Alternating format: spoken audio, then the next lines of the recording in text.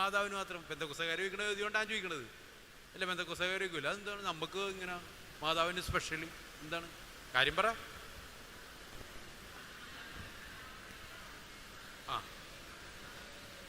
ആദിയിലെ ദൈവം തീരുമാനിച്ചു. എന്തുകൊണ്ട് തീരുമാനിച്ചു? അതെ, സമ്മതിച്ചു. എന്തുകൊണ്ടാണ് മാതാവിന് ഈ സ്പെഷ്യല്? ആദിയിലെ തീരുമാനിച്ചാണ്, ആര് ദൈവം തീരുമാനിച്ചാണ്. ഓക്കെ, അതൊക്കെ സമ്മതിച്ചു.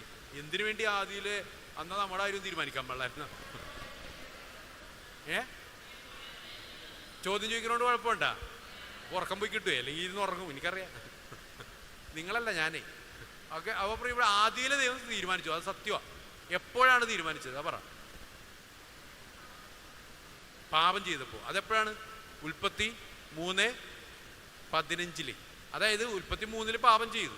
പാപം ചെയ്ത് വിഷമിച്ചിരിക്കുക. ഇത് കണ്ട രണ്ടെണ്ണം വിഷമിച്ചിരിക്കുക. അതാണ്ടാ ഈ ചിത്രത്തിൽ നോക്കിയേ, എന്നെ കണ്ടപ്പോൾ തന്നെ അത്ഭുതം പോയി. പാപം ചെയ്ത് നിൽക്കണ ആദവും ഹവ്വയും. ആദ്യം പാപം ചെയ്ത ആരാണ്? ഉറക്കെ പറ. ആദം അല്ല കേട്ടാ, ഞങ്ങല്ല. ഓക്കേട്ടാ. അപ്പൊ ആദ്യം അവർ പാപം ചെയ്തു, ശരിയല്ലേ? പാപം ചെയ്തിട്ട് കർത്താവ് സ്വർഗത്തിൽ നിന്ന് എന്താ ചെയ്തോണ്ടിരിക്കണത്? ശാസിക്കണാണ്, വടിയെടുത്ത് അടിക്കണാണ്. പിന്നെന്താണ്? അനുഗ്രഹിക്കണാണ്, ഇല്ലേ? അതാണ് സംഭവം. ദൈവം പാപം ചെയ്തു കഴിഞ്ഞപ്പോൾ മനുഷ്യര്, നമ്മൾ കുറെ മനുഷ്യരുണ്ട് തെറ്റിദ്ധാരണയാണ്. പാപം ചെയ്തു, ഇനിയിപ്പോൾ കുർബാനക്ക് പോയിട്ട് കാര്യമില്ല, നമ്മൾ ഓടും, ഇല്ലേ? ഓടേണ്ട കാര്യമുണ്ടാ? ആ കർത്താവ് ആരെ തേടിയാ വന്നത്? അതുകൊണ്ട് പാപം ചെയ്തോളാനല്ല ഈ പറഞ്ഞത്, മനസ്സിലായ? അതല്ല, കർത്താവ് പാപികളെ തേടിയാ വന്നത്, അല്ലേ? അപ്പോൾ കർത്താവ് ഒന്നും ആലോചിക്കേ, അനുഗ്രഹിക്കുകയാണ്, അല്ലേ? അനുഗ്രഹിക്കുകയാണ്. അതാണ് ഇപ്പൊ നമ്മൾ പറഞ്ഞ കാര്യം. അതായത് പാപം ചെയ്ത ഉടനെ തന്നെ ദൈവം എന്ത് ചെയ്ത്? രക്ഷയും ഒരുക്കി, രക്ഷയുടെ വാഗ്ദാനം നൽകി. അതാണ് 3:15. എന്താണ്? നീയും സ്ത്രീയും തമ്മിലും അവരുടെ സന്തതിയും തമ്മിലും ശത്രുത ഉളവാക്കും, അവൻ നിന്റെ തല തകർക്കും, അവൻ എന്ത് ചെയ്യും? കുതികാലിൽ പരിക്കേൽപ്പിക്കും. 2 കാര്യങ്ങളാണ്. തല തകർക്കും, ആരുടെ? പിശാചിന്റെ. അപ്പോൾ പുത്രനാ? കുതികാലിൽ പരിക്കേൽപ്പിക്കും. അതായത് കുതികാലിൽ പരിക്കേൽപ്പിക്കുക എന്ന് പറയുമ്പോൾ വൈദ്യശാസ്ത്രത്തിന് അന്വേഷിച്ചപ്പോൾ കണ്ടെന്ന് പറയുമോ? കുതികാല് വെട്ടുക എന്നൊക്കെ കേട്ടിട്ടില്ലേ? അത് ഭീകരമാണ്, മരിച്ചു പോവാള്, മനസ്സിലായേ? മരണകാരണമാകാവുന്നതാണ്. പക്ഷെ ഇവിടെ എന്താണ്? കുതികാലിൽ പരിക്കേൽപ്പിക്കാനേ പറ്റുള്ളൂ. അതിൻ്റെ അർത്ഥം എന്താണ്? അവസാനിക്കില്ല അവൻ. ആര്? ഈശോ, മനസ്സിലായ? ഈശോ ഇന്നും മരിച്ചിട്ട് നിൽക്കണില്ലേ? അവൻ പരിക്കേൽപ്പിക്കാനേ പറ്റിയിട്ടുള്ളു, അവൻ മരിച്ചിട്ടില്ല. പക്ഷെ അവൻ്റെ കാര്യം ഒന്നും, സാത്താൻ്റെ കാര്യം തല തകർന്നു പോകും, മനസ്സിലായ? അപ്പോൾ അത് ആരിലൂടെയാണ്? സ്ത്രീയിലൂടെ. അപ്പോൾ കാരണം എന്താണ്? ഈ പുത്രൻ ആരായിരിക്കണം? പിശാചിനെ പോലും തോൽപ്പിക്കണമെങ്കിൽ ദൈവമായിരിക്കണം. അപ്പോൾ ദൈവപുത്രൻ ജനിച്ച് ദൈവപുത്രനിലൂടെ പിശാചിൻ്റെ തല തകർക്കണം, ഇല്ലേ? ആ തല തകർക്കുന്ന പോരാട്ടത്തിൽ ഈ ദൈവപുത്രന് പരിക്കേൽക്കും, പക്ഷെ മരണപ്പെടില്ല, തോൽപ്പിക്കാനാവില്ല, മനസ്സിലായ? അപ്പോൾ ആ പുത്രൻ, ദൈവപുത്രൻ തന്നെ വന്ന് മനുഷ്യന്റെ പാപത്തിന് ദൈവം പരിഹാരം ചെയ്തുകൊണ്ട് കാര്യമുണ്ടാ? മനുഷ്യന്റെ പാപത്തിന് ആര് പാപം ചെയ്യണം? മനുഷ്യൻ തന്നെ പാപം ചെയ്യണം. അതുകൊണ്ടാണ് ദൈവമായവൻ നമ്മുടെ പാപത്തിന് പരിഹാരമാകാൻ മനുഷ്യനായി അവതരിച്ചത്, മനസ്സിലായ? പിടികിട്ടിയ നമ്മുടെ പാപം ദൈവം ചെയ്തുകൊണ്ട് കാര്യമില്ലല്ല. നമ്മുടെ പാപം മനുഷ്യനായി അവതരിച്ച് ദൈവം തന്നെ പാപം പരിഹാരം ചെയ്തു. കാരണം ഇനി ദൈവം തന്നെ പരിഹാരം ചെയ്യണം. കാരണം എന്താണ്? പാപമില്ലാത്തവൻ ചെയ്താലല്ലേ പരിഹാരമാവുള്ളൂ, ഇല്ലേ? അപ്പോൾ പാപമില്ലാത്ത ആര് മാത്രമേ ഉള്ളൂ? ദൈവം മാത്രമേ ഉള്ളൂ. അപ്പോൾ ദൈവമായവൻ പാപം മനുഷ്യനാ ചെയ്തത്, ആ മനുഷ്യന്റെ പാപം പരിഹരിക്കാൻ വേണ്ടി മനുഷ്യനായി അവതരിച്ചു. അപ്പോൾ രണ്ടും ക്ലിയർ ആയില്ലേ? ദൈവത്തിനെ പരിഹാരം ചെയ്യാൻ പറ്റൂ. കാരണം എന്താണ്? ദൈവത്തിനാണ് പാപമില്ലാത്ത ഏകാള്. ഓക്കെ, ഒപ്പം എന്തുകൂടി വേണം? മനുഷ്യന്റെ പാപമാണ് പരിഹരിക്കാൻ വേണം. അപ്പം മനുഷ്യനായി മാറണം. രണ്ടും നടന്നു. അപ്പോൾ ഇത് രണ്ടും സംഭവിക്കണമെങ്കിൽ ആര് വേണം? മനുഷ്യനായി അവതരിക്കണമെങ്കിൽ ഒരു സ്ത്രീയുടെ ഗർഭപാത്രത്തിലൂടെ കടന്നു വരണം. അപ്പോൾ സ്ത്രീ വേണം. അപ്പോൾ ആ സ്ത്രീ ആരാണ്? അപ്പോൾ ഈ പാപം ഉണ്ടായപ്പോൾ തന്നെ ദൈവം എന്ത് ചെയ്ത്? രക്ഷ ഒരുക്കി എന്നുള്ള 3:15 കാണണം, അല്ലേ? ഉടനെ തന്നെ രക്ഷ ഒരുക്കി. അത്രമാത്രം നമ്മളോട് ആർക്ക് സ്നേഹവും കരുതലും ഉണ്ട്. എന്നാ ആലോചിച്ച് നോക്കിയേ, നമ്മൾ പാപം ചെയ്തപ്പോൾ തന്നെ ദൈവം കരുതലായിട്ട് ഇറങ്ങി, രക്ഷയായിട്ട് ഇറങ്ങി. എന്നെ അത്ഭുതപ്പെടുത്തിയ മറ്റൊരു കാര്യം ഇതാണ്. ആ ചിത്രം മനോഹരമാണ്. കർത്താവ് അനുഗ്രഹിക്കുകയാണ് പാപം ചെയ്തവരെ. ഓക്കെ, അപ്പോൾ ഇനി രണ്ടാമത്തെന്ന് പറഞ്ഞാൽ അടുത്തത് എന്നെ അത്ഭുതപ്പെടുത്തുന്ന കാര്യം, അടുത്ത പാപം ചെയ്തവരാണ്. ആദ്യം ഹവ്വ ചെയ്തു, രണ്ടാമത് അല്ലേ എനിക്കുള്ളതൊക്കെ പങ്കാളി കൊടുത്ത് അവനെയും പെടുത്തി പോട്ടെ. അത് കഴിഞ്ഞിട്ട് അടുത്ത പാപം ചെയ്തവരാൻ കായം പാപം ചെയ്തില്ലേ? പാപം ചെയ്ത് മാരക പാപമല്ലേ? കാരണം സ്വന്തം സഹോദരനെ കൊന്നുകളഞ്ഞു. ഓക്കെ, ഇത് കഴിഞ്ഞിട്ട് കായൻ എന്താ പറഞ്ഞത്? 4:13 ദൈവത്തോട് പറഞ്ഞു, ദൈവം പിടിച്ചല്ല കൈയോടെ പിടിച്ചപ്പോൾ ദൈവത്തോട് പറഞ്ഞ എന്താണ്? ഞാൻ ചെയ്ത പാപത്തിന് പരിഹാരം ചെയ്യാൻ എനിക്ക് പറ്റൂലെന്ന്. മനസ്സിലായ? അപ്പൊ ദൈവം ശിക്ഷിക്കണണ്ട. നിന്റെ അവനെ മുദ്രയിട്ട് സംരക്ഷിച്ചു എന്നുള്ളതാണ്. ആലോചിച്ച് നോക്കിയേ. മനസ്സിലായ? മുദ്രയിട്ട് സംരക്ഷിച്ചു. കാരണം എന്താണ്? അവൻ ചെയ്ത പാപത്തിന് അവന് പരിഹാരം ചെയ്യാൻ പറ്റുമോ? ഇല്ല. മനസ്സിലായ? അതുകൊണ്ട് ആര് ചെയ്തു? ദൈവം പരിഹാരം ചെയ്തു. അവൻ പറഞ്ഞ കറക്റ്റാണ്. നമ്മൾ ചെയ്യണ പാപത്തിന് പരിഹാരം ചെയ്യാൻ നമുക്ക് പറ്റുമോ? അങ്ങനെ ഇവിടെ ഒറ്റ ഇരിക്കാൻ പറ്റൂലായിരുന്നു ഇവിടെ എന്നിട്ട് പിന്നെ പാപം ചെയ്ത് നടപ്പണ്. പരിഹാരം ചെയ്യാൻ പറ്റുമോ? ഇല്ല. മനസ്സിലായ? ഒരു ഉദാഹരണം പറഞ്ഞുതരാം. എന്നിട്ട് നമുക്ക് വേണ്ടി പാപത്തിന് പരിഹാരം ചെയ്യണം ആരാണ്? വിശ്വല്ലേ? എപ്പോഴാണ് അത് നിങ്ങൾ അനുഭവിക്കണം? എപ്പോഴാന്ന് പറഞ്ഞു തരട്ടെ. നിങ്ങൾ പാപം ചെയ്തിട്ട് നിങ്ങൾക്ക് പാപപരിഹാരം കിട്ടണം അവിടെ ആണാ? ഉറപ്പാണാ? ചെയ്യുമല്ല. അപ്പോൾ നിങ്ങൾ കുമ്പസാരം കൂട്ടിപ്പോയിട്ട് നിങ്ങളുടെ നിങ്ങളല്ലട്ടാ, നിങ്ങൾ പാവങ്ങൾ ഓക്കെ, പാവമൊന്നും ഇല്ലല്ലോ. ഞാൻ ഉഗാണ്ടെന്ന് ഇറക്കണേ മാരകവാപികൾ കേട്ടാ. ഇവിടെ ഇല്ലാത്തതുകൊണ്ട് ഉഗാണ്ടെന്ന് ഒരു മാരകവാപിനെ ഇറക്കിയാണ്, ഉദാഹരണം പറയാൻ കേട്ടാ. കുഴപ്പമില്ലല്ലോ, ഉഗാണ്ടക്കാരും കുറേ എന്നെ ഓടിക്കും. ഒരു മാരകവാവി അവൻ വന്ന് കുമ്പസാരിക്കണേ. അവൻ്റെ പാപത്തിന് അവന് പരിഹാരം ചെയ്യാൻ പറ്റുമോ? ഇല്ല. ഞാൻ ഉറങ്ങിപ്പോ, അതാണ് ഉറക്കെ കേട്ടാ. അവന് ചെയ്യാൻ പറ്റൂല. അപ്പോൾ ആര് ചെയ്യും? കർത്താവ് ചെയ്യും. കേട്ടോ, അവൻ കുമ്പസാരിച്ച് കഴിയുമ്പോൾ പാപം ഏറ്റു പറഞ്ഞു, സമ്മതിച്ച്. പാപം ഏറ്റു പറഞ്ഞു കഴിയുമ്പോൾ പാപത്തിന് പ്രായച്ചിത്തോണ് തന്നത് പരിഹാരമാണോ? പ്രായച്ചിത്തം അനുഷ്ഠിക്കാൻ പറയണേ അല്ലേ? എന്നിട്ട് നമ്മൾ പ്രായച്ചിത്തം അനുഷ്ഠിക്കണം. എന്ത് പ്രായച്ചിത്തം നമുക്ക് കിട്ടിയത്? നമുക്കല്ല, നിങ്ങൾ പാപമൊന്നും ചെയ്തിട്ടില്ലല്ലോ. ആ മാരകഭാവം ചെയ്യുന്നതായിരിക്കും. അവൻ അച്ഛൻ എന്ത് പരിഹാരം കൊടുക്കും? ഒരു സ്വർഗസ്നായ വല്ല ചേർച്ചയുണ്ട? എനിക്ക് ഭയങ്കര വിഷമാണത്. നമ്മ കഷ്ടപ്പെട്ട് പാവമൊക്കെ ചെയ്ത് നിന്ന് കഴിയുമ്പോൾ അച്ഛൻ പറയേ ഒരു സ്വർഗസ്നായില്ലേ കിട്ടുന്നത്. അപ്പം ഞാൻ അച്ഛനെ നോക്കും. ഇത്ര മതിയാ ഇല്ലേ? ഒരു ചിന്തയില്ലേ?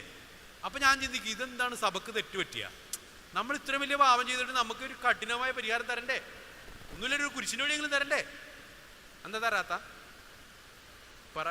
അച്ഛന് ബുദ്ധിയില്ലാഞ്ഞിട്ടാണ് സഭക്ക് തെറ്റുപറ്റിയാണ്? ദൈവസ്നേഹമായതുകൊണ്ട് എന്ത് തോന്നിയ ദിവസം കാണിക്കാം? ഇങ്ങനെയാണ് ഇത്രയും കുരുത്തക്കേട് കാണിച്ചിട്ട് ഒരു സ്വർഗസ്ഥനായെന്ന്. ഇതാണ് മനസ്സിലായ? അത് മനസ്സിലാക്കണം. അതായത് നമ്മുടെ പാപത്തിന് നമുക്ക് പരിഹാരം ചെയ്യാൻ പറ്റുമോ? അപ്പൊ ആര് പരിഹാരം ചെയ്ത്? ആ പരിഹാരം ചെയ്തപ്പോ പിന്നെ നീ പോയിട്ട് രണ്ടാമത് ചെയ്യേണ്ട കാര്യമുണ്ടാ? അപ്പോ കർത്താവ് നമുക്ക് ഈ തന്നെ എന്താണെന്നറിയോ? എന്താ പറയണ? ഓൾറെഡി കർത്താവ് നമുക്ക് വേണ്ടി പരിഹാരം ചെയ്ത് കഴിഞ്ഞു. അപ്പൊ നീ എന്ത് ചെയ്യണം? ആ പരിഹാരത്തോട് ഒന്ന് ചേർന്ന് നിൽക്കുന്ന നിന്നെ കൊണ്ട് പറ്റണത് ചെയ്യും. അപ്പൊ സഭക്ക് തെറ്റുപറ്റിയ, അച്ഛന് തെറ്റുപറ്റിയ, എൻ്റെ പ്രിയപ്പെട്ട ഓരോ കുമ്പസാരത്തിലും നീ പ്രായച്ചിത്തം സ്വീകരിക്കുമ്പോഴല്ല, ഈ കാര്യമൊന്നും ഓർക്കണം, ഉൽപ്പത്തിയൊന്നും ഓർക്കണം. അന്ന് മുതലേ കർത്താവ് നൽകുന്ന ഒരു സ്നേഹമുണ്ട് അല്ലേ? നമ്മ കർത്താവിനെതിരെ പാപം ചെയ്തിട്ട് കർത്താവ് നമുക്ക് വേണ്ടി പരിഹാരം ചെയ്തിട്ട് നമ്മളെ അത്രയും എളുപ്പത്തിലാക്കണം ഇല്ലേ? നമ്മളെ കഷ്ടപ്പെടുത്താതിരിക്കുന്ന കർത്താവിൻ്റെ ഒരു കരുണയും സ്നേഹവും ഇല്ലേ? അത് മനസ്സിലാക്കണമെങ്കിൽ എവിടെ പോകണം? കുമ്പസാര കൂട്ടി പോകണം. അപ്പൊ പിന്നെ പാപം ചെയ്യണമല്ലേ? അതല്ല ഉദ്ദേശിച്ചത് കേട്ടാ. മനസ്സിലായി? ഇനിയിപ്പോൾ ലൈസൻസ് ആക്കണ്ട. കാരണം എന്തെല്ലാം സ്നേഹമാണ് കർത്താവ് തരുന്നതെന്ന് പറയാനാണ്. മനസ്സിലായ? എന്തൂരം നമ്മ വീണാലും കർത്താവ് വീണ്ടും കരുതലായിട്ട് വരുന്നു. ആ കരുതലിൻ്റെ ഏറ്റവും വലിയ സ്നേഹമാണ് ആര്? പരിശുദ്ധ അമ്മ. ഈ പരിഹാരം ചെയ്യാൻ മകൻ വരാൻ നമുക്ക് അമ്മയെ തന്നു. അപ്പം അമ്മയെ മറന്ന് ജീവിക്കാമോ? ഈ അമ്മ ഇല്ലായിരുന്നെങ്കിൽ, അമ്മ യെസ് പറഞ്ഞില്ലായിരുന്നെങ്കിൽ ഈ മോനെ കിട്ടുമോ? ഈ മോനെ കിട്ടിയില്ലായിരുന്നു നമുക്ക് കുമ്പസാര കൂട്ടി പോയി ഒടുക്കത്തെ പരിഹാരം ചെയ്യേണ്ടി വരില്ലേ? അപ്പൊ അതിൽ നിന്ന് എളുപ്പത്തിൽ നമ്മളെ രക്ഷിച്ചത് ആരാ? ഈശോ. ആരിലൂടെ? അപ്പൊ അമ്മേനോട് മറന്നു പോകുമ്പോ ഇപ്പൊ പിടികിട്ടിയില്ലേ? അപ്പൊ അത് ആഴത്തി മനസ്സിലാണ്. ഇനി ഒരു കാര്യം കൂടി ഞാൻ പറഞ്ഞുതരാം. എന്നെ ഈ പിക്ചർ ഭയങ്കരമായിട്ട് സ്പർശിച്ചു. അത് സത്യമാണ്. കാരണം അത് ഭയങ്കരമാണ്. കാരണം നമ്മളെ കർത്താവ് അനുഗ്രഹിക്കുന്ന ഒരു ദൈവമാണ് നമുക്ക് ഇല്ലേ? ഇതൊക്കെ മാറും, പറഞ്ഞുതരാം. അനുഗ്രഹമൊക്കെ മാറും, പറഞ്ഞുതരാം. അപ്പോൾ പ്രിയപ്പെട്ടവരെ, രണ്ടാമത്തെ ഒരു കാര്യം പറയട്ടെ. ഈ കുമ്പസാരക്കൂട്ടി പരിഹാരം തുടങ്ങിയ എവിടെയെന്ന് പറയാം? നിങ്ങൾ വെട്ടോ നോക്കി പഠിപ്പിക്കല്ലോ. ഉത്തരം പറ. പാപം ചെയ്തു എപ്പോഴാണ് കുമ്പസാരം, അതായത് പരിഹാരം തുടങ്ങിയത് എപ്പോഴാണ്? നോക്കി പഠിപ്പിക്കണം. ക്രിസ്ത്യാനികളല്ലേ ഇതൊക്കെ?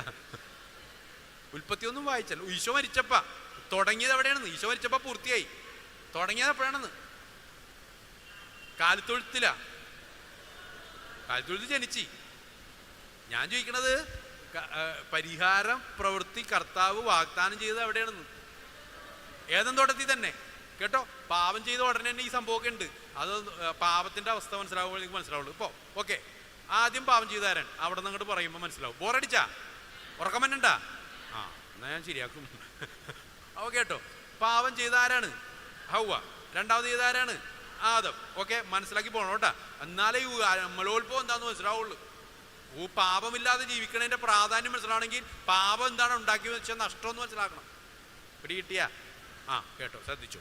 അപ്പോൾ ഞാൻ പറയണത് എന്താണ് പാപം? ആദ്യം ദൈവം പറഞ്ഞ് ഇവിടെയുള്ള മുന്തിരി ഓറഞ്ചും ആപ്പിളും പപ്പായൊക്കെ തിന്നോ, ഈ ആപ്പിൾ മാത്രം തിന്നണ്ടെന്നേ പറഞ്ഞുള്ളൂ അല്ലേ.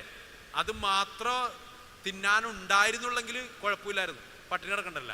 പക്ഷെ ബാക്കിയെല്ലാം സമൃദ്ധി തന്നിട്ടുണ്ട് ഇല്ലേ? പറ നമുക്ക് ജീവിക്കാനുള്ള സകല കാര്യവും കർത്താവ് ഈ ലോകത്തിൽ നമുക്ക് തന്നിട്ടുണ്ടായില്ലേ? പറ. എന്നിട്ട് പിന്നെ ആവശ്യമില്ലാത്ത തിന്നാൻ പോണെന്തിനാണ്? എന്നെ കൊണ്ട് ദേഷ്യപ്പെടുത്തിട്ടാ നട്ടുച്ച നേരത്ത്. മനസ്സിലായ? അതിന്റെ അർത്ഥം മനസ്സിലാക്കുക. പാപം എത്ര ഭീകരമാണെന്ന് മനസ്സിലായാലേ പാപമില്ലാത്ത ജീവിതത്തിന്റെ സൗന്ദര്യം മനസ്സിലാവുള്ളൂ. പിടിയിട്ടിയാ? അമലോത്ഭവത്തിന്. അതായത് എൻ്റെ പ്രിയപ്പെട്ടവരെ, നമ്മളെ ഏദൻ തോട്ടത്തിൽ ദൈവമാക്കിയപ്പോ നമുക്ക് എന്തിനെങ്കിലും കുറവുണ്ടായ? പറ. അതായത് നമുക്ക് ആവശ്യമുള്ളത് മുഴുവൻ അവിടെ ഉണ്ട് ഇല്ലേ? എന്നിട്ട് കർത്താവ് പറഞ്ഞ് ഇത് മാത്രം കഴിക്കരുതെന്ന് പറഞ്ഞു. ഏത് മാത്രം? ആപ്പിൾ മാത്രം കഴിക്കരുതെന്ന് പറഞ്ഞു ഇല്ലേ? അല്ല എന്തെങ്കിലും തെറ്റുണ്ടാ? ഇതൊന്നും നിനക്ക് തിന്നാൻ തന്നിട്ടില്ലെങ്കിൽ ഇത് തിന്നരുതെന്ന് പറഞ്ഞാൽ തെറ്റാണത്. പട്ടിണി കിടന്ന് ആകാൻ പാടില്ലല്ല. പക്ഷെ കർത്താവ് നിനക്ക് വേണ്ടത് സമൃദ്ധിയിൽ തന്നു. ഇനി ഞാൻ ചോദിക്കട്ടെ, ബാക്കി പപ്പായ, ഓറഞ്ച്, പേരക്ക, മുന്തിരി, റംബൂട്ടാൻ ഇതെല്ലാം 2 കിലോ വെച്ചെടുത്താൽ മതി എന്ന് പറഞ്ഞായിരുന്നു എവിടെയെങ്കിലും? ഇല്ലല്ല. ആവശ്യത്തിനെടുക്കാം, അല്ലെങ്കിൽ 1/2 കിലോ വെച്ചെടുത്താൽ മതി അങ്ങനെ പറഞ്ഞായിരുന്നാ? ഇല്ല. അത് മുഴുവനും നമുക്ക് എത്ര വേണമെങ്കിലും എടുക്കാം, ആണല്ല? അതായത് ഭയങ്കര സമൃദ്ധിയാണ് നമുക്ക് തന്നത്. അതായത് ഒന്നിനും കുറവില്ലെന്ന് പറഞ്ഞാൽ ഒന്നിനും കുറവില്ല. അതാണ് സത്യം. അതാണ് ഏദൻ തോട്ടം. മനസ്സിലായല്ലേ? പറുദീസ. കാരണം എന്ന് പറഞ്ഞാൽ ഈ ഏദൻ തോട്ടം പറുദീസ എന്ന് പറഞ്ഞാൽ എന്താണ് കത്തോലിക്ക സഭ പഠിപ്പിക്കുന്നത്? അത് ദൈവം കൂടെയുള്ള അവസ്ഥ തന്നെയാണ്. കാരണം ദൈവം കൂടെ ഉണ്ടെങ്കിൽ നമുക്ക് വല്ല കുറവുണ്ട്. ആ കേട്ടോ. അപ്പൊ ദൈവം കൂടെയുള്ള അവസ്ഥ, അതായത് ഒന്നിനും കുറവില്ല. അത് തീർത്ത് മനസ്സിലാക്കണം കേട്ടോ. എന്നിട്ട് ഒന്നിനും കുറവില്ലാത്ത അവസ്ഥയിൽ നമ്മൾ ആക്കിയിട്ട് ദൈവം പറഞ്ഞ് ഇത് മാത്രം കഴിക്കരുത്. ഓക്കെ, കഴിക്കേണ്ട ആവശ്യമുണ്ടോ? പറ, കഴിക്കേണ്ട ആവശ്യമുണ്ടോ? അപ്പൊ പറ, നമ്മുടെ ജീവിതത്തിന് വേണ്ടത് മുഴുവൻ കർത്താവ് തന്നിട്ടില്ലേ? എന്നിട്ട് പിന്നെ പാപത്തിന് പോകണ എന്തിനാണെന്ന് ചൂരലെടുക്കും ഞാൻ. പാപത്തിന്റെ പണിക്ക് പോകേണ്ട ആവശ്യമുണ്ടാ? അതായത് ഞാൻ ചോദിക്കട്ടെ, നിങ്ങളാരും മദ്യപിക്കാറുണ്ടാ? ഇല്ലല്ല. എൻ്റെ ആവശ്യം നിങ്ങൾക്ക് ഉണ്ടാ? ഇല്ല. പിന്നെന്തിനാണ് കുറെ എണ്ണം ബിവറേജിൽ പോണത്? ഇതില്ലാണ്ട് ജീവിക്കാനുള്ള അവസ്ഥ കർത്താവ് തന്നിട്ടുണ്ട് ഇല്ലേ? അതായത് പാപമില്ലാതെ സമൃദ്ധിയില്, സന്തോഷത്തില്, ആനന്ദത്തില് ജീവിക്കാൻ കർത്താവ് നമുക്ക് ഇടയെ തന്നിട്ടുണ്ട്. ഉണ്ടോ ഇല്ലയോ? എന്നിട്ട് പിന്നെ ആ പാപത്തിന് കഷ്ടപ്പെട്ട് പോണെന്തിനാണ്? മനസ്സിലായ? ഗതികേട് മനസ്സിലാകണ്ട. ഗതികേട് എന്നാ പറയണത് പാപത്തെ. മനസ്സിലായ? അതായത് അതിന്റെ ആവശ്യം സത്യത്തിൽ ഇല്ല. ചുമ്മാ പോയി പിശാച് നുണ പറഞ്ഞ് പെടുത്തിക്കളനാണ്. പിടിയിട്ടിയാ? ഇനി അടുത്തത് നിങ്ങൾക്ക് ഉള്ളത്, നിങ്ങൾ ബിവറേജിൽ പോകില്ലെന്ന് എനിക്കറിയാം. അതുകൊണ്ട് അത് നിങ്ങൾക്ക് സന്തോഷമായി. ഞാൻ ഇരിക്കട്ടെ, കുശുമ്പും കുന്നായ്മ ഇല്ലാണ്ട് ജീവിക്കാൻ പറ്റുമോ? ഇല്ലേ? പറ. പിന്നെന്തിനാ കുശുമ്പിന് പോണത്? അപ്പൊ ഒരു പാവം കൂടി മാറിക്കിട്ടില്ലേ? അതുകൊണ്ട് ഒരു പുണ്യവും ഇല്ലല്ല. പിന്നെ അതിന് മേലാ ചെയ്യരുത്. അതുപോലെ നമ്മൾ ഓരോ പാപം ഓർത്തൊന്ന് ധ്യാനിച്ചേ, ചെയ്തുകൊണ്ടിരിക്കുന്ന കുരുത്തക്കേടുകളൊന്നും ഓർത്ത് ധ്യാനിച്ചേ. എന്നിട്ട് പറ, അതില്ലാണ്ട് എനിക്ക് ജീവിക്കാല്ല. സാഹചര്യം ഞാൻ ചോദിക്കട്ടെ, ഞാൻ ചോദിക്കുന്ന കാര്യം, നമ്മുടെ ചെയ്യണ എല്ലാ പാവവും എടുക്ക്. എല്ലാ പാവവും നിങ്ങൾ വ്യക്തിപരമായിട്ടൊന്ന് ധ്യാനിക്കുക. എന്നിട്ട് ഇതിങ്ങനെ ചിന്തിക്കേണ്ടത്, കർത്താവേ, ഈ പാപം ഇതില്ലേലും എനിക്ക് ജീവിക്കാൻ പാടില്ലേ, പറ്റൂലേ? അപ്പൊ പിന്നെന്തിനാ ഇതിന് പോണത്? അപ്പോഴാണ് അമ്മച്ചി പറഞ്ഞ കാര്യം, സാഹചര്യം നോക്കി ജീവിക്കാനല്ല നമ്മളെ വിളിച്ചേക്കണത്, സൃഷ്ടിച്ചേക്കണതും. ഈ ലോകത്തിലാണ് നമ്മ, പക്ഷെ ലോകത്തിൻ്റെതല്ല. ആണാ? മനസ്സിലായ? സാഹചര്യം എന്ന് പറഞ്ഞ ലോകമാണ്. ഞാൻ ചോദിക്കട്ടെ, ഈ ലോകത്തിൽ എത്ര ആളുണ്ട്? പറ. ഇവിടെ കൊച്ചുങ്ങളാരും ഇല്ലല്ല, ഞാൻ മാത്രമേ ഉള്ളൂ ഏക കൊച്ചി. ഏറ്റവും പ്രായം കുറഞ്ഞ ഞങ്ങൾ 2 പേരുണ്ട്. ഞങ്ങൾ ചെറുപ്പമാണ് അല്ലേ? ഞങ്ങൾ ഒളിച്ച് ഇവിടെ ഇരിക്കണ ഭൂരിപക്ഷം എണ്ണവും CC അടഞ്ഞ് തീർന്നതാണാ. ഇനി എത്ര ആളും കൂടെ ഉണ്ട്? പറ. അതിൽ നാളൊന്നുമില്ല, ജീവിതത്തിന്റെ പകുതി തീർന്നതാണ്. അതായത് ഞാൻ പറയണെന്താന്ന് വെച്ചാ, മൂക്കിപ്പഞ്ഞ് മേടിച്ച് വെച്ചോ, കിട്ടാണ്ട് വരും ഒക്കെ കൂടിയ. അതായത് ഞാൻ ഇത്ര പറയുള്ളൂ, നമ്മൾ ഈ ലോകത്തിൽ എത്ര നാളുണ്ടാവും? മാക്സിമം 80-100 കഷ്ടി, ഇത്രയല്ലേ ഉള്ളു. ഞാൻ ചോദിക്കട്ടെ, ഈ 80-100 വർഷത്തേക്കുള്ള ജീവിതമുള്ള നമുക്ക്? അത്രക്ക് പൊട്ടനാണ് നമ്മൾ സൃഷ്ടിച്ച ദൈവം? ദൈവം നമുക്ക് തന്നേക്കുന്ന ജീവൻ ഈ 80 വർഷത്തേക്കാണ്? അല്ല, അവന്റെ ആത്മാവ് നമ്മുടെ ഉള്ളിലുണ്ട്. അത് എത്ര നാളുണ്ട്? ആണാ?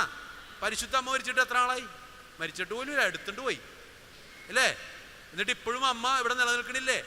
ഇതല്ലേ ജീവിതം? ഇതല്ലേ നിത്യജീവൻ? ഈ നിത്യജീവനല്ലേ നമുക്ക് തന്നേക്കണത്? ആ നിത്യജീവൻ എത്ര വലുതാ, ഈ ലോകത്തിലെ ജീവൻ എത്ര ചെറുതാ, മനസ്സിലാക്ക്. എന്നിട്ട് ഈ ലോകത്തിന്റെ സാഹചര്യത്തിൽ അടിമപ്പെട്ട് കിടക്കേണ്ട കാര്യമുണ്ടാ? പറ. ഇതിനെ ചാടിക്കിടക്കണ്ടേ? പറ. അല്ലെങ്കിൽ പൊട്ടക്കിണറ്റി കിടക്കണ തവളനെ പോലെ അല്ലേ ഈ 5-8 വർഷത്തെ ജീവിതത്തിന് വേണ്ടി ഇങ്ങനെ കിടന്നിട്ട് ഇവിടെ കിടന്ന് ആസ്വദിച്ച് ജീവിച്ചിട്ട് എന്താ കാര്യം? ഇവിടെ നിന്ന് കടക്കണ്ടേ? പറ. ഇവിടെ ആരാ ഉള്ളത്? അന്തോണിസിനാളിരിപ്പുണ്ട്. അന്തോണിസിനാളിരിപ്പുണ്ട്. ഈ അന്തോണിസിനാൾ ഈ ലോകത്തിൽ എത്ര ആൾ ജീവിച്ച്? പറ. എനിക്ക് ഇത്തിരി കലിപ്പിൽ സംസാരിക്കല്ലേ, ഉറങ്ങും. 36 എന്ന് എനിക്ക് തോന്നുന്നു. 36 എന്നാ 34, നിങ്ങൾ പറഞ്ഞാൽ 34, അത്രേ ഉള്ളു. 1-2 വ്യത്യാസം വരും. 34 വർഷമുള്ള ഈ മനുഷ്യൻ ജീവിച്ചുള്ളത് ആണാ? പറ. ദേഷ്യപ്പെടുന്നോണ്ട് കുഴപ്പമുണ്ട? ഉറങ്ങാണ്ടിരിക്കാനാണ് ഞാനേ. അപ്പൊ 34 വർഷം ഈ മനുഷ്യൻ ജീവിച്ചിട്ടുള്ളു. ഇന്നും ഈ മനുഷ്യൻ ജീവിച്ചിരിപ്പണ്ട. പവറല്ലേ? ഈ മനുഷ്യൻ്റെ അടുത്ത് പോയി പ്രാർത്ഥിക്കുമ്പോഴൊക്കെ കിട്ടണില്ല അത്ഭുതങ്ങളൊക്കെ. അതായതിന്റെ അർത്ഥം എന്താണ്? ഇന്നും ലൈവാണ്. മനസ്സിലായ? അപ്പൊ എന്നിട്ട് ഞാൻ അടുത്ത് 34 വർഷം ലോകത്ത് ജീവിച്ചിട്ടുള്ളു. പക്ഷെ നൂറ്റാണ്ട് ഇത്രയുമായിട്ടും ഇപ്പോഴും നിൽക്കുകയാണ് ഇല്ലേ? ഞാൻ ചോദിക്കട്ടെ, ഈ മനുഷ്യന്റെ ജീവിതത്തിലെ ഏറ്റവും പവർഫുൾ ടൈം ഏതാണ്? ഈ ലോകത്തിലെ 34 വർഷമാണോ ഇപ്പോഴുള്ള ജീവിതമാണ്? അല്ലേ? അപ്പൊ ഏതാ വേണ്ടത്? സാഹചര്യമാണോ വേണ്ടത്? നമ്മൾ സാഹചര്യത്തിൽ പെട്ടുപോയി. സത്യമാണാ പറഞ്ഞത് ഇല്ലേ? നമ്മൾ ഈ ലോകത്തിന്റെ അത് വേണം ഇത് വേണം, ഇല്ലാണ്ട് പറ്റൂല, ഇല്ലാണ്ട് പറ്റൂന്ന്. ഇല്ലാണ്ട് പറ്റും. ഇവിടത്തെ ഒന്നും ഇല്ലാണ്ട് പറ്റും ഇല്ലേ? ഈ ലോകത്തിന്റെ ഭക്ഷണം കഴിക്കാതെ വിശുദ്ധ കുർബാന മാത്രം സ്വീകരിച്ച് ജീവിച്ച ആൾക്കാരില്ലേ? പറ. ഞാൻ ചോദിക്കട്ടെ, ഫ്രാൻസിസ് അസീസി എന്തിന്റെ കുറവുണ്ടായിരുന്നു വീട്ടിൽ? ആവശ്യത്തിന് സമ്പത്ത് ഉണ്ടായില്ലേ? എന്നിട്ട് എന്ത് ചെയ്ത്? അതും കെട്ടിപ്പിടിച്ചോണ്ടിരുന്നേച്ചാ നമ്മളെ പോലെ ഇട്ടിട്ട് ഇറങ്ങിപ്പോയില്ലേ? എന്നിട്ട് ആ മനുഷ്യൻ ഇന്നും ജീവിക്കണില്ലേ? ലോകം മുഴുവൻ ആദരിക്കണില്ലേ? 2ാം ക്രിസ്തു എന്ന് പ്രഖ്യാപിക്കപ്പെട്ടില്ലേ? ഇവിടെ ഒരാൾ കിടപ്പുണ്ടല്ല, ഫ്രാൻസിസ് സേവർ. ഗോവയിൽ പോയാ? ഗോവയെ കാണാൻ പോയാ ഫ്രാൻസിസ് സേവർ? ആ മനുഷ്യനോടെ നമ്മുടെ ഇഗ്നേഷ്യസ് ലോയോള എന്നിട്ട് എന്താ പറഞ്ഞത്? എടാ മോനെ ദിനേശാ, നീ ലോകം മുഴുവൻ നേടിയാലും നിന്റെ ആത്മാവ് നഷ്ടപ്പെട്ടാൽ എന്ത് പ്രയോജനം? വലിയ പ്രമാണിയായിരുന്നു, സമ്പന്നനായിരുന്നു, മാടമ്പിയായിരുന്നു, എല്ലാ കഴിവുണ്ടായിരുന്നു ഇല്ലേ? അപ്പോഴാണ് ലോകം മുഴുവൻ നേടി നിന്റെ ആത്മാവ് നഷ്ടപ്പെടാൻ എന്ത് പ്രയോജനം? ഒറ്റ വചനം, മത്തായി 16:26. എന്ത് സംഭവിച്ചു? എല്ലാം ഇട്ടിട്ട് ഇറങ്ങി പോന്ന, എന്നിട്ട് ഈശോയ്ക്ക് കൊണ്ട് ജീവിച്ച. അപ്പൊ ഈ ഉണ്ടായിരുന്നതൊക്കെ ഇല്ലാതെയും ജീവിക്കാൻ പറ്റുമോ ഇല്ലേ? പറ. അപ്പൊ സാഹചര്യമാണ് നമ്മൾ അനുസരിച്ച് ജീവിക്കേണ്ടത്. സാഹചര്യത്തിന്റെ മോളിൽ പോണം. ഈ ലോകത്തിനേക്കാളും വലുതാ നമ്മള്, ലോകത്തെക്കാളും വലുതാ നമ്മൾ അല്ലേ?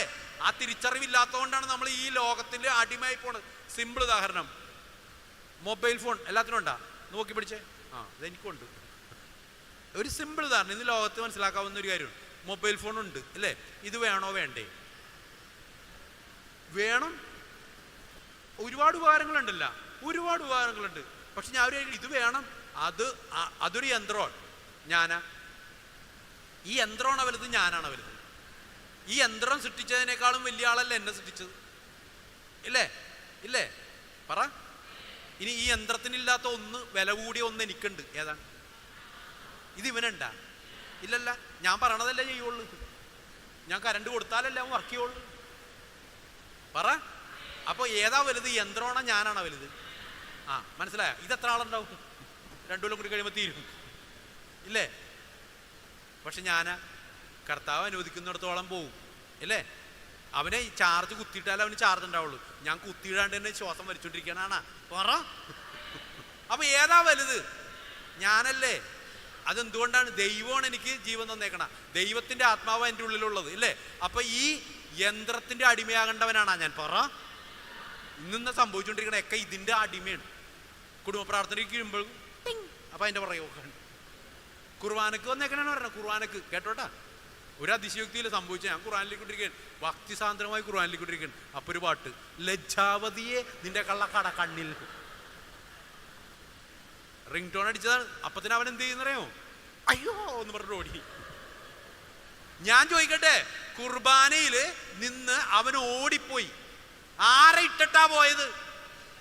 ഈശോയാണോ വലുത്? അവനാ മൊബൈൽ വിളിച്ച പിശാചാണോ വലുത്? ഞാൻ ചോദിക്കണതേ, ദൈവത്തിൽ നിന്ന് നിന്നെ അകറ്റണത് ആരാ? അങ്ങനെയാണെങ്കിൽ കുർബാന മധ്യയിൽ നിന്ന് നിന്നെ വിളിച്ചിറക്കിക്കൊണ്ടുപോയത് ആരാ? അല്ലേ? തെറ്റണ്ട ഞാൻ പറഞ്ഞതിൽ? ഇത് യൂട്യൂബിൽ പോവുമായിരിക്കും അല്ലേ? മനസ്സിലായ? അതായത് അമ്മച്ചി പറഞ്ഞ കാര്യം വളരെ ആത്മാവ് എന്നെ കൊണ്ട് പറയിപ്പിക്കുന്നതാണ് കേട്ടാ. ഞാൻ ഒരുങ്ങുമെന്ന് പറയണതല്ല ഈ പറയണത്. അതുകൊണ്ടാണ് നിങ്ങളോട് ചോദ്യം ചോദിക്കുന്നത്. ആത്മാവ് നിങ്ങളിലൂടെ സംസാരിക്കും. ഇതാണ് കറക്റ്റ്. ഇത് ആദ്യമായിട്ട് ഞാൻ പറയുന്നത്. ഈ സാഹചര്യം, ഈ പ്രസംഗം ആദ്യമായിട്ട് ഞാൻ പറയുന്നത്. അതായത് സാഹചര്യങ്ങളെ കുറിച്ച് പറഞ്ഞു. ലോകത്തിലാണ് നമ്മുടെ സാഹചര്യം. പക്ഷെ ഈ ലോകത്തിന്റെ അടിമയാകല്ലേ. പക്ഷെ ലോകത്തിൽ ജീവിക്കണം വേണ്ടേ? ഈശോ പറഞ്ഞൊരു വാക്കുണ്ട് പ്രാർത്ഥിച്ചപ്പോ, ശിഷ്യന്മാർക്ക് വേണ്ടി പ്രാർത്ഥിച്ചപ്പോൾ പറഞ്ഞു എന്താണ്? പിതാവേ, ഇവരെ ലോകത്തിൽ നിന്ന് എടുക്കണമെന്നല്ല, ലോകത്തിൽ ദുഷ്ടനിൽ നിന്നും അവരെ രക്ഷിക്കണമേ എന്നാ. കറക്റ്റ് അല്ലേ? അതായത് ലോകത്തിന്റെ സാഹചര്യത്തിന്റെ അടിമയാക്കരുതെന്നാ. ലോകത്തിലാണ് നീ ജീവിക്കണത്, പക്ഷെ ലോകത്തിൻ്റെതല്ല. ഇപ്പൊ സാഹചര്യം ശരിയായ, തീരുമാനമായ? കറക്റ്റാണ്ട ചോദിച്ച ആത്മാവ് യോജിപ്പിച്ചാണ് കേട്ടാ. അപ്പൊ ഞാനത് തമാശയിലൂടെ പറയണമെന്ന് മാത്രമേ ഉള്ളൂ. വിഷമമൊന്നുമില്ലല്ലോ. വിഷമം ഉണ്ടെങ്കിലും കുഴപ്പമില്ല, തുടങ്ങി ചോദിച്ചാൽ മതി കേട്ടാ. അപ്പൊ പ്രിയപ്പെട്ടവരെ, മനസ്സിലായില്ലേ? അപ്പൊ ഞാൻ ഈ ഉത്ഭവത്തിലേക്ക് വരാനാണ് ഈ പാടുക. കാരണം അതിന്റെ ക്ലിയർ മനസ്സിലാണ്. അപ്പോ ഇവിടെ സംഭവിച്ചെന്താ? കർത്താവ് എല്ലാം കൊടുത്തു. എന്നിട്ട് എടാ നീ ഇതും മാത്രം വേണ്ടെന്ന് വെക്ക്. എന്താ ഞാൻ ഒരു കാര്യം പറയാം. ഇപ്പം ആത്മാവ് പറഞ്ഞൊരു കാര്യം പറയാം. ഇത് ഞാൻ ആദ്യമായിട്ട് പറഞ്ഞ ഈ സംഭവം കേട്ടോട്ടാ. അതായത് ഈ കാര്യം മാത്രം വേണ്ടെന്ന് കർത്താവ് പറഞ്ഞെന്താ? ആപ്പിൾ മാത്രം വേണ്ടെന്ന് പറഞ്ഞ കാര്യം എന്താ? അതായത് എന്താ സംഭവം എന്നറിയോ? ഈ മിതത്വം എന്നൊക്കെ പറയുന്ന കാര്യമുണ്ടല്ലോ, ചില നിയന്ത്രണങ്ങളൊക്കെ നമുക്ക് ആവശ്യമല്ലേ? 1 കൊരിന്ത്യർക്ക് എഴുതിയ ലേഖനം 6:12 പറയണം അല്ലേ? എല്ലാം നിയമാനുസൃതമാണ്, എന്നാൽ എല്ലാം പ്രയോജനകരമല്ല. എല്ലാം നിയമാനുസൃതമാണ്, എന്നാൽ ഒന്നും നിന്നെ അടിമപ്പെടുത്തരുത്. എന്തൊരു മനോഹരവചനമാണ്! ഇതാണ് സത്യം. അതായത് എല്ലാം നിയമാനുസൃതമാണ്. നിനക്കെല്ലാം ഉപയോഗിക്കാം. മൊബൈൽ ഫോൺ ഉപയോഗിച്ചൂടെ? ഉപയോഗിക്കുക. നിയമത്തിനെതിരുവല്ലോണ അല്ല. പക്ഷെ എല്ലാം പ്രയോജനകരമല്ല. മൊബൈലിൽ എല്ലാം പ്രയോജനകരം നമുക്ക് കിട്ടണുണ്ടാ? പറ. ഇനി അടുത്ത കേട്ടോ. മൊബൈൽ എന്ന് പറഞ്ഞാൽ ഒരു ഉദാഹരണം പറഞ്ഞേണ്ട. അങ്ങനെ ലോകത്തിലുള്ള എല്ലാത്തിനെ കുറിച്ചും ധ്യാനിച്ചോ. എന്നിട്ട് അടുത്ത്, എല്ലാം നിയമാനുസൃതമാണ്, എന്നാൽ ഒന്നിനും നിന്നെ അടിമപ്പെടുത്തരുത്. ഞാൻ പറഞ്ഞ മനസ്സിലായ? അതായത് നമുക്കിതെല്ലാം വേണമെന്നേ, ഈ ലോകത്തിലുള്ളതെല്ലാം വേണം, പക്ഷെ അതൊന്നും നിന്നെ അടിമപ്പെടുത്തരുത്. ഞാൻ പറഞ്ഞില്ലേ, കുർബാന എന്ന ശ്രേഷ്ഠമായ വിശുദ്ധ കുർബാന ദൈവിക സാന്നിധ്യത്തിൽ നിന്ന് നിൽക്കുമ്പോൾ അവിടെ നിന്ന് നിന്നെ പുറത്തേക്ക് ഇറക്കി കൊണ്ടുപോകാനോ കുർബാനയ്ക്ക് പങ്കെടുക്കാതിരിക്കാനോ നിന്നെ എന്ത് പ്രേരിപ്പിച്ചാലും അത് ശരിയാണല്ലേ? മനസ്സിലായ? അപ്പം അതാണ് പറയുന്നത്. അപ്പോൾ അതാണ് പ്രിയപ്പെട്ടവരെ, അതായത് ചില കാര്യങ്ങൾ നിയന്ത്രിക്കണം നമ്മുടെ ജീവിതത്തിൽ.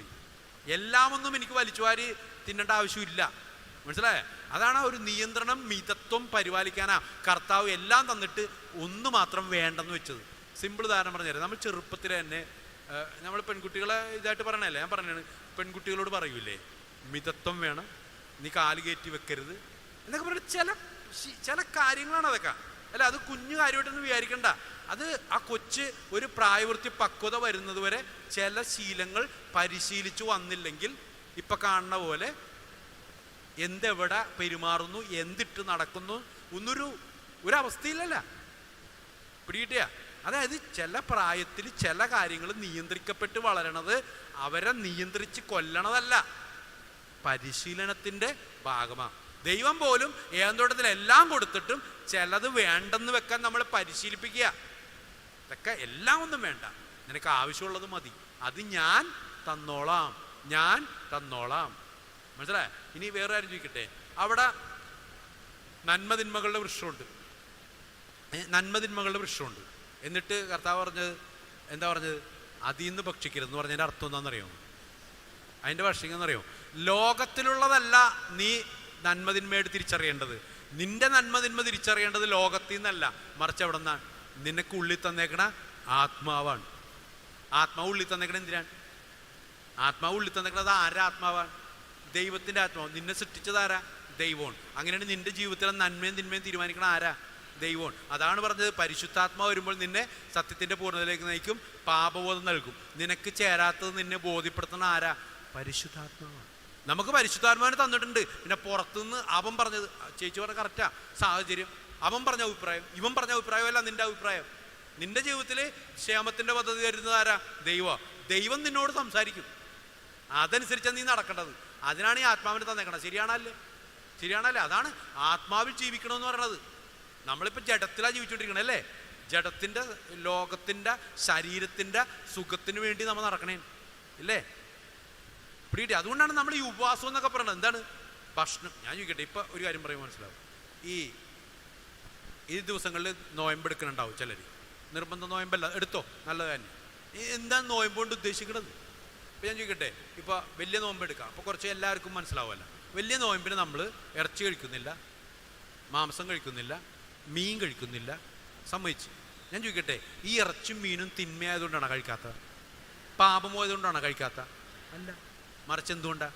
ഈ ഇറച്ചിയും മീനിലേക്കാളും സന്തോഷം, അത് കഴിക്കുമ്പോൾ കിട്ടുന്ന രുചിയേക്കാളും വലിയ ആസ്വാദ്യത ആർക്കുണ്ട്? എനിക്ക് വേണ്ടി ജീവൻ കൊടുത്ത, പീഡ സഹിച്ച ഈശോയുടെ സ്നേഹത്തിനുണ്ട്. അതുകൊണ്ടാണ് ഇത് വേണ്ടെന്ന് വെച്ചത്. എന്നിട്ട് നമ്മൾ ഈ ഈസ്റ്ററും ക്രിസ്മസും വരുമ്പോൾ ഇതെല്ലാം കൂടി വാരി വലിച്ച് തിന്നുന്നുണ്ട്. അത് തിന്മയാണെങ്കിൽ അതപ്പോൾ കഴിക്കാൻ പാടില്ലല്ല.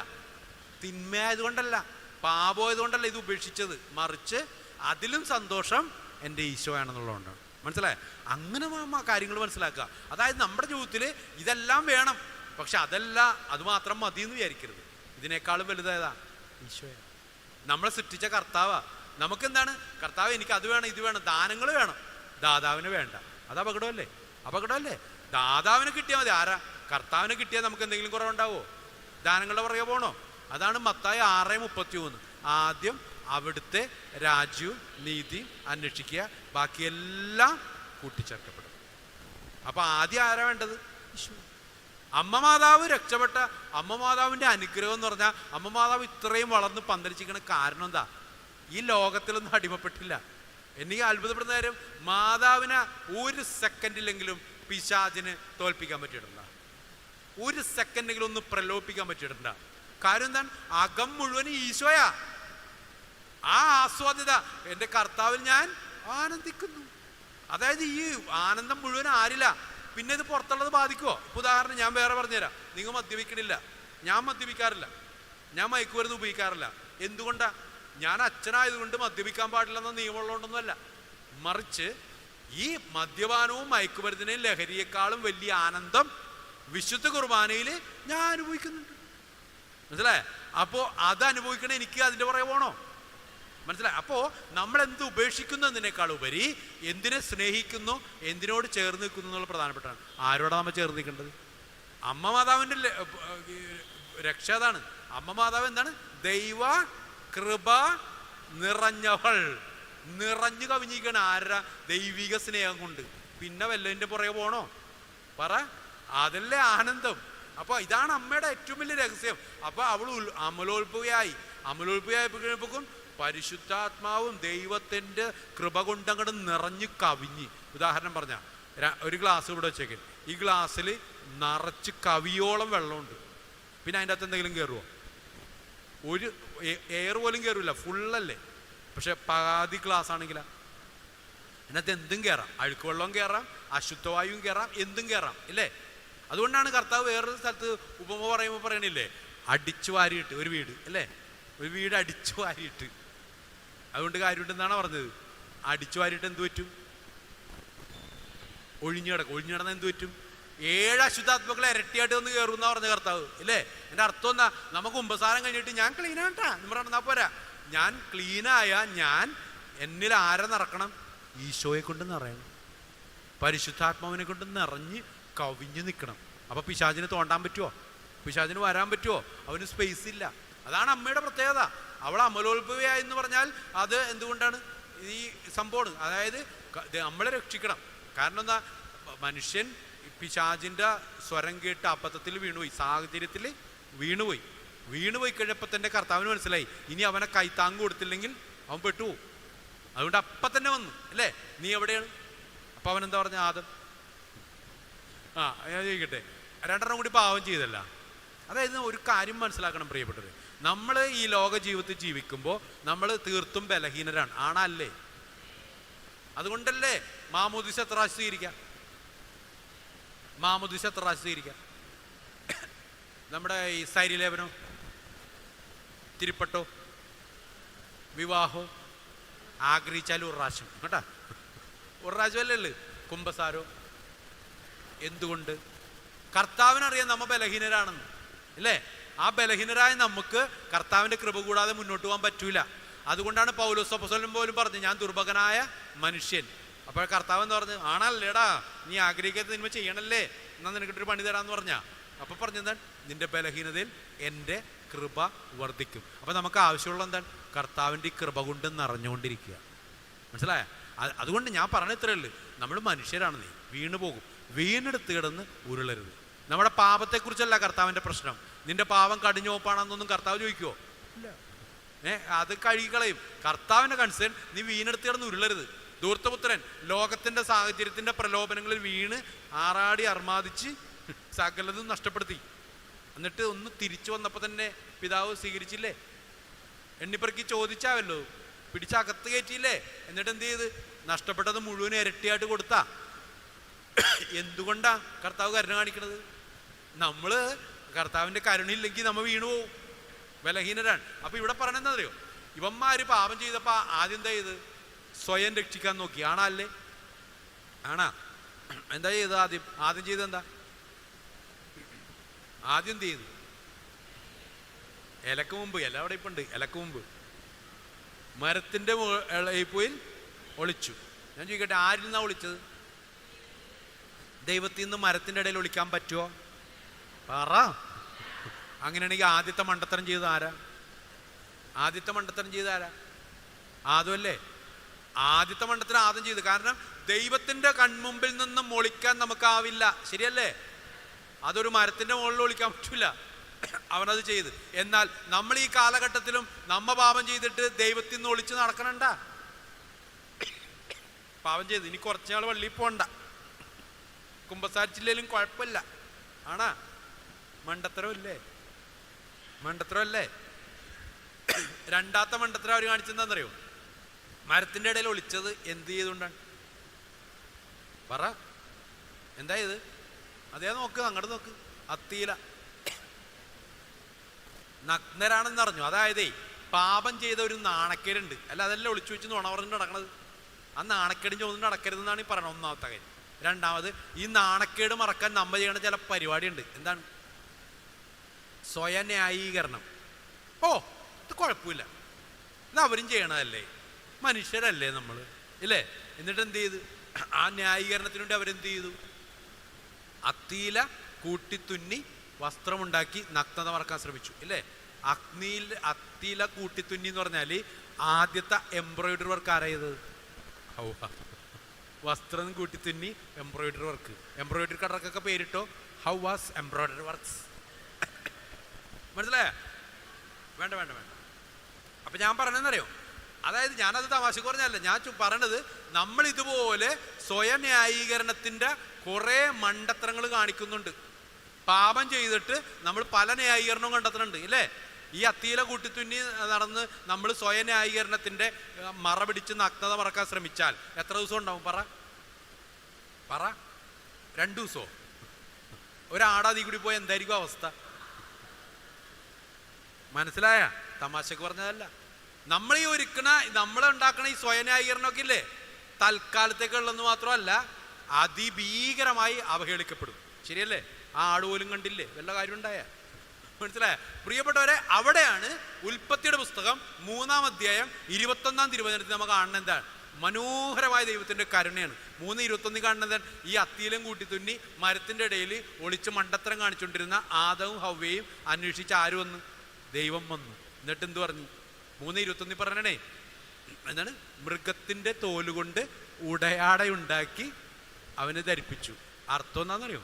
മൃഗത്തിൻ്റെ തോലെന്ന് പറഞ്ഞാൽ എന്താണ്? തുകല് നശിക്കുവോ? ഈ അത്തീലയാണോ സ്ട്രോങ്, തോലാണോ സ്ട്രോങ്? അപ്പോൾ ഈ മണ്ടൻ ഈ നശിച്ചു പോകുന്ന താൽക്കാലിക നഗ്നത മറക്കലുമായിട്ട് നടക്കണേ. ദൈവം എന്ത് ചെയ്തത്? ഒരിക്കലും നശിക്കാത്ത മറ പിടിക്കാൻ നിന്നെ നഗ്നത മറച്ചു, ഇല്ലേ? അതാണ് കുമ്പസാരക്കൂട്. ഇല്ലേ? നീ ഒരു പാപം ഏറ്റുപറഞ്ഞ് കുമ്പസാരത്തിൽ പാപമോചനം നേടിക്കഴിഞ്ഞാൽ രണ്ടാമത് ആ പാവം ഏറ്റു പറയാമോ? പാടില്ല, പാവം. രണ്ടാമത് ഏറ്റു പറഞ്ഞാൽ അതെന്താണ്? കുമ്പസാരത്തിനെതിരായ പാവമോ? എൻ്റെ അർത്ഥം എന്താ? നീ ഒരു പാപം കുമ്പസാരക്കൂട്ടിൽ ഏറ്റു പറഞ്ഞാൽ അതെന്നേക്കുമായി മായ്ക്കപ്പെട്ടു, മറപിടിക്കപ്പെട്ടു ആണ്. അതാണ് മുദ്രയിട്ട് ഉറപ്പിക്കും. മനസ്സിലായ? അതാണ് കുമ്പസാരക്കൂട്ടിൽ നമുക്ക് സംഭവിക്കുന്നത് കേട്ടാ. അപ്പം അതാണ് ഉത്ഭവപാപത്തിൽ നിന്നും നമ്മളെ തിരിച്ചു പിടിക്കുന്ന അവസ്ഥകൾ. അതായത് ഉത്ഭവപാപം കൊണ്ട് നമുക്ക് എന്തുണ്ടായി? ചില ബലഹീനതകളുണ്ടായി. ആ ബലഹീനത കൊണ്ട് നമ്മൾ വീണു പോകുന്നു. വീണെടുത്തിടുന്ന് വീണ്ടും നമ്മളെ രക്ഷിക്കുന്ന ദൈവത്തിൻ്റെ സ്നേഹം കുമ്പസാരക്കൂട്ടിൽ സൗജന്യമായി തരുന്നു. ഞാൻ പറയണത്, പരിശുദ്ധ അമ്മയെ ഇത്ര കമലോത്ഭയെ തന്നതിൻ്റെ ആഴം നമ്മൾ മനസ്സിലാക്കണം. പാപം അത്രക്ക് ദുരന്തമാണ്. പാപമില്ലാത്ത ജീവിതം അത്രയ്ക്ക് മനോഹരമാണ്. അമ്മ അമലോത്ഭയെ ജീവിച്ചതുകൊണ്ട് ഇന്ന് മഹോന്നതയായി നിൽക്കണില്ലേ? നമുക്കും കിട്ടിയ വിളി അത് തന്നെയല്ലേ? ഇനി ഞാൻ ചോദിക്കട്ടെ, മാതാവിന് ജനിക്കുന്നതിന് മുമ്പേ അമലോത്ഭവത്വം കിട്ടി, ശരി, നമുക്കും അത് കിട്ടിയിട്ടില്ലേ? എപ്പോഴാ കിട്ടിയത്? എപ്പോഴാ കിട്ടിയത്?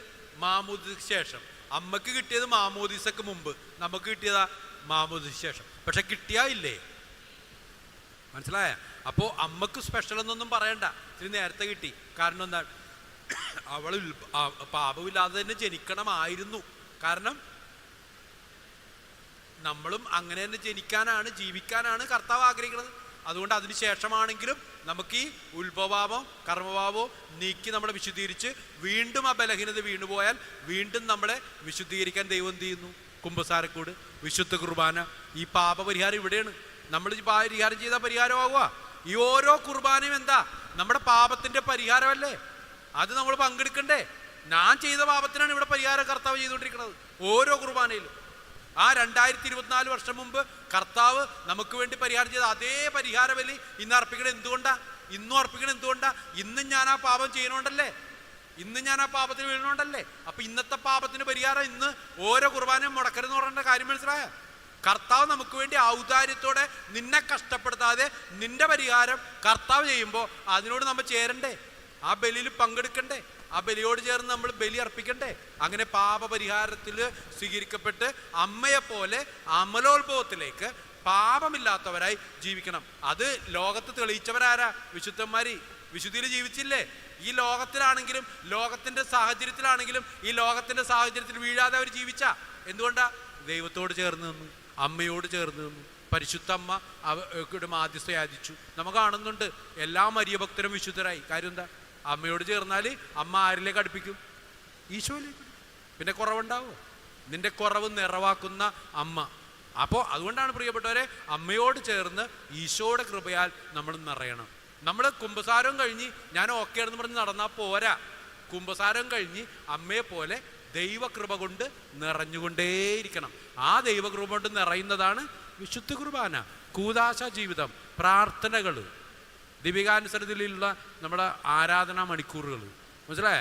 അപ്പം അതുകൊണ്ട് പ്രിയപ്പെട്ടവരെ, അമലോത്ഭവ തിരുനാൾ ആചരിക്കാൻ ഒരുങ്ങുമ്പോൾ അമ്മ മാതാവ് നമ്മളെയും ഓർപ്പിക്കുക, ഒരു മനുഷ്യ സ്ത്രീക്ക് ഈ പാപമേശാതെ ജീവിക്കാൻ ഈ ലോകത്തിൽ പറ്റിയെങ്കിൽ നമുക്കും അതിനുള്ള കൃപ കർത്താവ് തരുന്നുണ്ട്.